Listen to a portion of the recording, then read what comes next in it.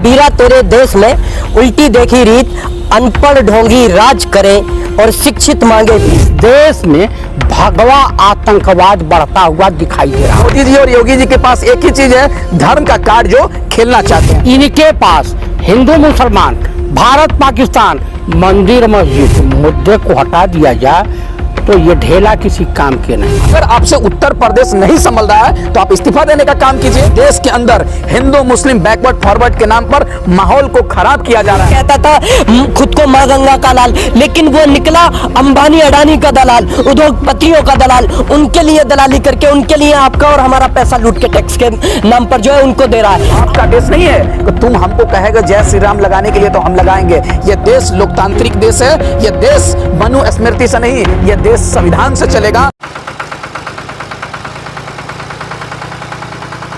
नमस्कार, सभी को सादर प्रणाम। मैं अनूप कुमार। आज हम खड़े हैं दिल्ली के जंतर मंतर पे। यहाँ हमारे साथ कुछ सोशल एक्टिविस्ट हैं, जयप्रकाश चतुर्वेदी जी, शौकत अली और अतीक अहमद। इनसे बात करेंगे। कुछ बहुत मुद्दे चले हुए हैं। अभी 8 तारीख का मामला है। जंतर मंतर पे कुछ सांप्रदायिक नारे भी लग रहे हैं। क्या ये चुनावों की तैयारियां हैं या कुछ और है? यहीं लग चतुर्वेदी जी, जो जंतर मंतर पे एक कम्युनिटी विशेष को लेकर नारे लगे हैं, उस पर क्या कहेंगे? माँ घटी समुद्र की रावण बसो परोस, यों रहीम कैसे निभे बेर केर के संग। आपको ये जान करके बड़ी निराशा हाथ लगेगी कि हमारे माननीय प्रधानमंत्री हिंदुस्तान के ही नहीं, ये हिंदुस्तान से बाहर भी इनके खिलाफ धरने प्रदर्शन जारी हैं। चाहे वो इजराइल हो, इंग्लैंड हो, ऑस्ट्रेलिया हो या फ्रांस हो या अमेरिका हो, कोई देश अब इनको मतलब जो है पसंद नहीं करता हुआ दिख रहा है। विश्वस्त सूत्रों से ज्ञात हुआ है, मार्केट में चर्चा है, राजनीतिक गलियारों में चर्चा है कि हमारे देश के माननीय विदेश मंत्री जयशंकर प्रसाद 3 महीने पहले विदेश में ओमान या किसी देश में जा कर के तालिबानी सेनापतियों से इन्होंने क्या समझौता किया, क्या मुलाकात की, इनकी मंशा क्या है, ईश्वर ही जाने या ये लोग जाने। हमको तो आप मुद्दे से भटक रहे हैं। मैं मुद्दे से नहीं भटक रहा हूँ, मैं वहीं आ रहा हूँ जहाँ आप ढूंढ रहे हैं। दरअसल क्या है कि मुझे ऐसा आभास हो रहा है कि हिंदुस्तान तालिबान की तरफ बढ़ता हुआ दिखाई दे रहा है। इससे साफ जाहिर है, आपको जंतर मंतर पर जो जहरीले भाषण दिए गए थे उससे आपको जानकारी नहीं प्राप्त हुई कि इस देश में भगवा आतंकवाद बढ़ता हुआ दिखाई दे रहा है। इनके पास हिंदू मुसलमान, भारत पाकिस्तान, मंदिर मस्जिद के मुद्दे को हटा दिया जाए तो ये ढेला किसी काम के नहीं है। इस देश का बजट, सालाना बजट है 34 लाख करोड़ और हमारे माननीय प्रधानमंत्री बख्तरबंद किले में छुप करके और 100 करोड़ का जुमला, 100 लाख करोड़ का जुमला फेंक रहे हैं। 2019 में वही जुमला 1.25 लाख करोड़ का फेंका, 2020 में 1.25 लाख करोड़ का फेंका और 2021 में भी 1.25 लाख करोड़ का, 100 लाख करोड़ का फेंका। तो आपको ये एहसास हो जाना चाहिए कि दिल्ली की धरती हिंदू मुस्लिम दंगे फसाद का क्षेत्र मैदान बनेगा। चूँकि जिस दिन राकेश अस्थाना दिल्ली पुलिस के कमिश्नर बनाए गए, उसी दिन इस दिल्ली शहरवासियों को और देश की जनता को आभास हो जाना चाहिए था कि ये दिल्ली में कुछ नया होने जा रहा है, कुछ नए कारनामे होंगे। क्योंकि राकेश अस्थाना के अफसाने इतने हैं, या शाह के अफसाने को वो जानते हैं और उनके अफसाने को वो जानते हैं। शौकत अली भाई, आपसे जानना चाहेंगे, जिस दिन जंतर मंतर पे ये जहरीले भाषण लगे उसी ही दिन डासना मंदिर में एक महंत को चाकू से गला रेत दिया जाता है, तो ये देश किस प्रकार से किस ओर जा रहा है? देखिए, जिस तरीके से देश के माहौल भारतीय जनता पार्टी, आरएसएस, बजरंग दल और एबीवीपी के द्वारा जिस तरीके से देश के माहौल को खराब किया जा रहा है, इससे सिद्ध हो रहा है कि आने वाले विधानसभा उत्तर प्रदेश और 5 राज्य चुनाव में चुनाव लड़ने की तैयारी भारतीय जनता पार्टी कर रही है। 2014 से देश के प्रधानमंत्री मोदी जी हैं, कोई ऐसा काम नहीं किए हैं जिससे देश की आम नागरिकों के लिए फायदा हो। तो मोदी जी और योगी जी के पास एक ही चीज़ है, धर्म का कार्ड जो खेलना चाहते हैं। एक बात बताइए हमको, जो डासना मंदिर की बात कर रहे हैं, उस मंदिर पे 50 से अधिक सिपाही वहाँ पर रक्षा के लिए हैं, तो कैसे हमला हो गया? कैमरा लगा हुआ है, कौन हमला कर दिया? वो बाबा का कौन हमला करने वाला है, उसको गिरफ्तारी क्यों नहीं हुई? मैं आदित्यनाथ योगी जी से पूछना चाहता हूं, अगर आपसे उत्तर प्रदेश नहीं संभल रहा है तो आप इस्तीफा देने का काम कीजिए। और आप बात बोल रहे हैं जंतर मंतर की बात कि जय श्री राम नारे लगाए जाएंगे और मुल्ले काटे जाएंगे, जो नारे लगाए गए थे, मैं किसी का ये बाप का देश नहीं है कि तुम हमको कहेगा जय श्री राम लगाने के लिए तो हम लगाएंगे। ये देश लोकतांत्रिक देश है, ये देश मनु स्मृति से नहीं, ये देश संविधान से चलेगा। और संविधान हमको इजाज़त देता है, सबको इजाज़त देता है कि सब लोग अपने अपने धर्म को मान सकते हैं। एक बात बताइए ना, चाचा ने बहुत अच्छी बात कही, सर ने बहुत अच्छी बात कही कि जो यहाँ के डीजीपी हैं, डीआईजी हैं, ये पुलिस प्रशासन के लोग नहीं हैं, ये भारतीय जनता पार्टी के इशारे पर चलने का काम कर रहे हैं। देश की राजधानी दिल्ली में उससे बड़ा वीआईपी इलाका जंतर मंतर पे कोई आकर देश के खिलाफ बोल देगा, संविधान के खिलाफ बोल देगा, और आप उसको 24 घंटे में बेल दे देते हैं। कहाँ गया संविधान भाई हमारा? कहाँ गया लोकतंत्र? ये सिद्ध होता है कि जो सत्ता में बैठे लोग हैं, ये लोग भी देश को गुलाम बनाने का काम कर रहे हैं। हम तो अंग्रेजों से गुलाम, आज़ादी मिल गई हमको अंग्रेजों से आज़ादी मिल गई, लेकिन इन नेताओं से और इन ऑफिसरों से हमको आज़ादी नहीं मिली है। आज देश के अंदर हिंदू मुस्लिम बैकवर्ड फॉरवर्ड के नाम पर माहौल को खराब किया जा रहा है। मुजफ्फरनगर में आप चले जाइए, मुजफ्फरनगर में चले जाइए, कानपुर के अंदर चले जाइए, एक रिक्शा चलाने वाले को घर से निकालकर मारा जाता है और जय श्री राम का नारा लगवाया जाता है। दुर्भाग्य तो तब हो जाता है, एक 4 वर्ष की 5 वर्ष की बच्ची अपने पिताजी को बचाने के लिए गुहार लगा रही है, फिर भी दंगाई सुनने को तैयार नहीं है। क्या प्रधानमंत्री जी जो दंगा फसाद की बात करेगा, देश तोड़ने की बात करेगा, संविधान और लोकतंत्र को तोड़ने की बात करेगा, क्या आप उसको एनएसए लगाएंगे या उसको एमपी और एमएलए बनाएंगे? मैं आपसे पूछना चाहता हूं, देश के गृह मंत्री जी, मैं आपसे पूछना चाहता हूं, क्या जो दिल्ली के जंतर मंतर पर मुसलमानों को गाली देने वाले, मुसलमानों के खिलाफ जहर उगरने वाले के खिलाफ आप कार्रवाई करेंगे, एनएसए यूएपीए लगाएंगे या उनको मंत्री सांसद बनाएंगे? प्रधानमंत्री को तो माफी मांगना चाहिए। आप बताइए, देश में 30 से 35 करोड़ मुसलमान है, उनको जंतर मंतर पर गाली दिया गया, क्या प्रधानमंत्री जी को ट्वीट नहीं करना चाहिए? उस समुदाय से माफी नहीं मांगना चाहिए? यह सिद्ध होता है कि प्रधानमंत्री भी चाह रहे हैं कि इस देश में हिंदू मुस्लिम हो, लेकिन एक बात बताते हैं, 15 अगस्त 1947 से पहले भी इस देश में हिंदू मुस्लिम सिख ईसाई सब लोग साथ रहते थे, आज़ादी के बाद भी रहते हैं, और ये 2014 के बाद माहौल खराब किया जा रहा है। लेकिन माहौल खराब नहीं होगा, ये सरकार सत्ता से बाहर जाएगी और फिर हिंदू मुस्लिम सिख ईसाई जिस तरीके से पहले साथ में रहते थे, उसी तरीके से आज साथ रहने का काम करेंगे। एक बात बताइए, आज दारू के ठेके खाली खुले हुए हैं, लेकिन विश्वविद्यालय बंद है। ये पिछली जो सरकार थी मनमोहन सिंह जी की, दुनिया में आर्थिक मंदी आया 2008 में, लेकिन मनमोहन सिंह जी ने देश को बचाने का काम किया, आर्थिक तंगी से बाहर निकालने का काम किया। लेकिन हमारे प्रधानमंत्री जी क्या किए? देश के जीडीपी को माइनस कर दिए, अर्थव्यवस्था को गर्क में कर दिए, युवा रोजगार मांगने के लिए सड़क पर भटक रहा है, महिला सुरक्षा की बात कर रही है। देश में कौन खुशहाल है भाई? ये प्रधानमंत्री जब से शपथ लिया है, देश हमारा गर्क में जा रहा है, और इस सरकार को उखाड़ फेंकना होगा, तभी हमारा देश बचेगा और हम बचेगा। कि विश्व में डंका बज रहा है। कैसे डंका बज रहा है? वही आपने संबोधन में वही तो कह रहे, कैसे बज रहा है?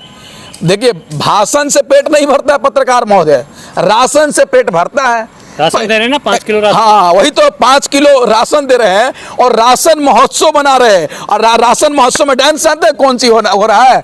गाना बजा बजा कर राशन बांटा जा रहा है। लहंगा उठा दे रिमोट से, लगावे लू लिपस्टिक, हिले लारा डिस्ट्रिक्ट, यही तो डांस चल रहा है। और 5 किलो राशन दे रहे हैं, 25 किलो का झोला दे रहे हैं। मोदी जी प्रचार कर रहे हैं। बाप रे बाप, हमको लग रहा है कि प्रधानमंत्री आने वाले शौचालय जो होता है ना, उसके अंदर भी इनका फोटो रहेगा। हगते रहिए और मोदी जी का फोटो देखते रहिए, यही होने वाला है। शर्म आना चाहिए प्रधानमंत्री को भाई, करोड़ों नहीं खरबों रुपए प्रचार में खर्च कर दिए। दिल्ली का मुख्यमंत्री अरविंद केजरीवाल करोड़ों नहीं खरबों रुपए खर्च कर दिए प्रचार में, लेकिन दिल्ली की जनता त्राही त्राही मच रही है। उसके बारे में एक बात नहीं बोलने को तैयार है। देश में दिल्ली कैंट के अंदर 9 वर्ष की बच्ची के साथ रेप कर दिया, दिल्ली का मुख्यमंत्री मुंह में फेविकोल लेकर बैठा हुआ है। यही तो देश में चल रहा है। तो वहाँ पे गए थे ना दिल्ली कैंट मुख्यमंत्री, तो क्या दिल्ली कैंट गए थे, आपने क्यों नहीं उन लोगों को फांसी दिलाने का मांग किया? जंतर मंतर पर जहर उगला गया, क्यों नहीं एक ट्वीट किए? आज देश के अंदर समझ जाइए कि माहौल खराब किया जा रहा है, लेकिन माहौल खराब नहीं होगा। ये सरकार खत्म हो जाएगी तब हमारा देश पहले की तरह खुशहाल हो जाएगा। ये हिंदू मुस्लिम की बात करेंगे, हम रोजी रोटी कपड़ा मकान की बात करेंगे, ये बैकवर्ड फॉरवर्ड की बात करेंगे, हम स्वस्थ शिक्षा बिजली पानी की बात करेंगे। और ये सरकार मुद्दे से भटकाना चाहती है, हम मुद्दे पर लाकर राजनीति करना चाहते हैं। आप युवा हैं, आपसे जानना चाहेंगे, जंतर मंतर पे जैसे जहरीले भाषण लगे और नाबालिग 6-6 साल की बच्चों के साथ रेप हो रहे हैं, उन पे कार्रवाई न करके अगर कोई एसएससी का स्टूडेंट अपनी मांगों को लेकर प्रोटेस्ट करते हैं तो उनको बुरे तरीके से घसीट के ले जाया जाता है। कबीरा तेरे देश में उल्टी देखी रीत, कबीरा तेरे देश में उल्टी देखी रीत, अनपढ़ ढोंगी राज करें और शिक्षित मांगे भीख। आज यही हो रहा है। शिक्षा के नाम पे जो बीए करे हुए थे, जो एग्जाम को क्लियर करे हुए थे, वो जो है आप देखिए अपनी मांग के लिए कि हमें जो है जॉब दी जाए, हमारा जो एग्जाम क्लियर हो गया उसके बेस पे हमें जॉब दी जाए, लेकिन क्या हो रहा है कि उनको जेल में डाला जा रहा है। आप देखिए उस दिन क्या हुआ, 8 तारीख को जो है वहां पर नारे लगाए जाते हैं एक धर्म को काटने के लिए, लेकिन उसके बाद में जो ठीक 10 तारीख को हमने प्रोटेस्ट किया वहां पर एक शांति के लिए, एक अमनो सुकून के लिए, तो हमें जेलों में डाला गया, हमें डिटेन किया गया। किस तरह से पुलिस बर्बरता कर रही थी, लाठियां बरसा रही थी, उसमें बसों में जबरदस्ती औरतों को भी ऐसी धक्का दे रही थी। तो यही चीज हो रही है। अगर आप इंसाफ मांगोगे, अगर आप रोजगार मांगोगे, अगर आप जो है सुकून अमनो सुकून की बात करोगे, तो आपको जेलों में डाला जाएगा। और आप अगर दंगा करोगे, आप बलात्कार करोगे, तो आपको जो छोड़ दिया जाएगा, आपको सड़क दी जाएगी। आप देखिए जब बीजेपी के जो है नेता लोग जब बलात्कारियों के साथ सभाएं करते हैं उनको बचाने के लिए, या अभी उस दिन जो मतलब 8 तारीख को जो नारे लगाए थे उनको जो पकड़ा गया 4 दिन के बाद में, 3 दिन के बाद में, तो उन लोगों को छुड़ाने के लिए वहां पर जो है मतलब किस तरह से बीजेपी के कार्यकर्ता है क्या किया उन पे। आप देखिए जो हमारे प्रधानमंत्री हैं वो प्रधानमंत्री नहीं है। अगर देश के प्रधानमंत्री होते तो मुस्लिम समाज से लाल किले के अंदर आजादी का लेक्चर देने से पहले जो उनको माफी मांगनी चाहिए थी। क्या मुस्लिम समाज इस देश का, इस भारत का हिस्सा नहीं है कि वो भारत के जो मतलब यहाँ जो रुके हैं, मुस्लिम समाज जो रुका था उसने चूज किया था, पसंद किया था, इस देश से प्यार है, इससे तभी वो मुस्लिम समाज यहाँ रुका है। और अगर जिसको जो है उस देश से प्यार होता है, इक्स होता है, वो उसके लिए जानों को कुर्बान कर देता। और ये चीज आपने देखी थी पहले कि अब्दुल गफ्फार खान ने जो कहा था, ऐसे नारे लगे हैं तो बिल्कुल गलत हैं। लेकिन असरुद्दीन ओवैसी जब कहता है कि 15 मिनट के लिए पुलिस पर हमें दे दी जाए, पुलिस प्रशासन को पीछे हटा दिया जाए, तो हम सभी हिंदुओं को काट दिए। असदुद्दीन ओवैसी ने ये कहा नहीं कहा, अकबरुद्दीन ओवैसी ने कहा था, वो जेल गए थे इसके लिए। देखिए कोई भी अगर दंगा भड़काने का, अगर कोई भी जो है यहाँ से भाषण देता है, कोई भी अगर इस तरह का ट्वीट करे तो उस पर कार्रवाई होनी चाहिए। हम कार्रवाई की मांग को ही तो लेकर गए थे, वो जेल गया था, इनको जेल डाला गया। इन पर क्या सरकार जो है एनएसए लगाएगी या जो है मतलब अनुराग ठाकुर की तरह जो है उसको जो मंत्री बना देगी। अनुराग ठाकुर का क्या देखा आपने दिल्ली के दंगों के अंदर, उन्होंने क्या नारा लगाया था कि देश के गद्दारों को गोली मारो। अरे एक धर्म के उसे जो है वो गोली मारने की बात करता है। सरकार तय करेगी ना, प्रशासन तय करेगा ना, कोर्ट तय करेगी ना कि कौन गद्दार है, कौन जो है देशभक्त है। तुमसे सर्टिफिकेट लेंगे, बीजेपी वाले सर्टिफिकेट बांटेंगे। मतलब ये है कि जो बीजेपी की बात करेगा वही जो है देशभक्त होगा, कि आप देशभक्त नहीं है, या देशभक्ति आपको दिखानी पड़ेगी, आपको जो है दिखाना पड़ेगा। आप अगर जय श्री राम बोलेंगे तो आप जो है मतलब हिंदू होंगे। आप अगर जय श्री राम, उस दिन देखिए ना कि वो अनमोल प्रीतम था, क्या वो नाम से पता नहीं चल रहा था, उससे जय श्री राम बुलवाया जा रहा था। उसने क्या कहा? उसने ये कहा कि अगर मेरे उसूल पे आँच आती है तो मैं उसको उसूल को नहीं तोड़ूंगा, मैं जान दे सकता हूं। और तुम अगर जय श्री राम मुझसे जबरदस्ती बुलवाना चाहते हो तो नहीं बोलूंगा, वो तो एक हिंदू था, तो अब तुम मुस्लिम समाज से बुलवाओगे? क्या चीज, मतलब ये जहालतपना रह गया। अगर जाहिल पने से कोई ये कहेगा कि जय श्री राम और जय श्री राम करके तुम्हें मार दे तो कोई उस पर कुछ नहीं होगा, और तुम जो आजादी के नारे लगाते रहो, इनकलाब लगाते रहो, तो तुम्हें जेल में डाल देगी पुलिस, तुम पे कार्रवाई कर देगी। उस दिन जो है मूल दर्शक बन के जो है पुलिस खड़ी रही, आधे घंटे तक, 1 घंटे तक उन्होंने जो हिंदू मतलब मुसलमानों को काटने की बात की, उन्होंने जो है अल्लाह को काटने की बात की। उनकी औकात है, उनकी बिसात है, क्या औकात है उनकी? अरे जिसने सारी कायनात को बनाया उसका क्या ये एक इशारे में, एक हवा से जो मसल सकता है वो कुछ भी कर सकता है। वो राम के नाम से भी है, तुम राम के नाम से मानते हो, हम उसे अल्लाह के नाम से मानते हैं। उसने सारी कायनात बनाई है और तुम उसके खिलाफ। तो ये सारी चीजें हैं, भड़काने की कोशिश की जा रही है, दंगा भड़काने की कोशिश की जा रही है।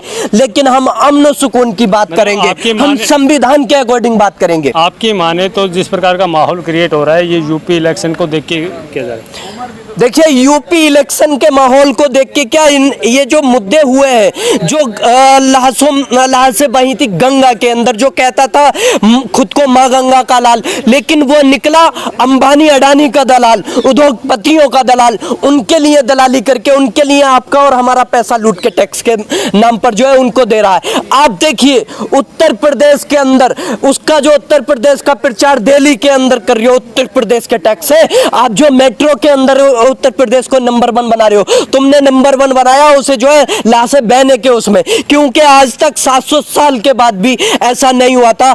तो 700 साल में पहली बार ये 70 साल करते हैं, लेकिन उस टाइम अंग्रेजी शासन था, उस टाइम मुगल शासन था, तो अभी जो है अंतिम संस्कार किए गए थे हिंदू भाइयों के, नदियों में लाशें नहीं बही थी। लेकिन ये बीजेपी के राज में, ये राम राज्य में उन्होंने जो है इस तरह का काम किया है। लाशें जो है गंगा के अंदर नहीं है, इतनी जो असफल रही है ये सरकार।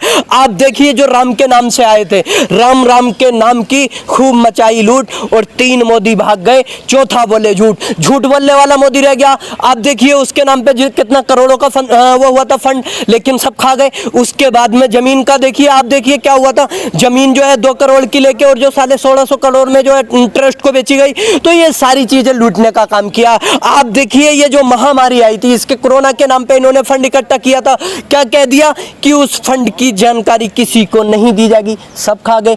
क्या हुआ? अब जो है प्रचार कर रहे कि मुफ्त में वैक्सीन।